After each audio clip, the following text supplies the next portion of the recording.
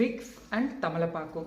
So ఫస్ట్గా మనం ఒక చిన్న బౌల్లో కొబ్బరి నూనెను కొంచెం లైట్గా వేడి చేసి మనం తర్వాత దాంట్లో ఒక కర్పూరం బిళ్ళలు 1 లేదా 2 స్మాష్ చేసి వేసుకోవాలి.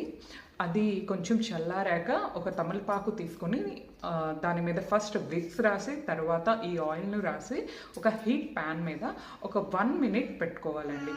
ఆ తర్వాత బేబీ పడుకున్న తర్వాత ఆ తమలపాకుని మరీ ఎక్కువ వేడిది కాకుండా నార్మల్ గోరువెచ్చిగా ఉండేటప్పుడు తెచ్చి బేబీ ఛాతి మీద అండ్ వెనుక వైపు అండ్ తల మీద బేబీ పడుకునేటప్పుడు పెట్టాలి. సో అప్పుడు అలా పెడితే వాళ్ళకు శ్వాస అనేది, అంటే మనం కర్పూరం కొబ్బరి నూనె అన్నీ వేసినాం కాబట్టి దాని స్మెల్ వచ్చి మనకి ఒక ఉపశమనం కలుగుతుందన్నమాట, బ్రీతింగ్ అండ్ బ్రీత్ అవుట్కి.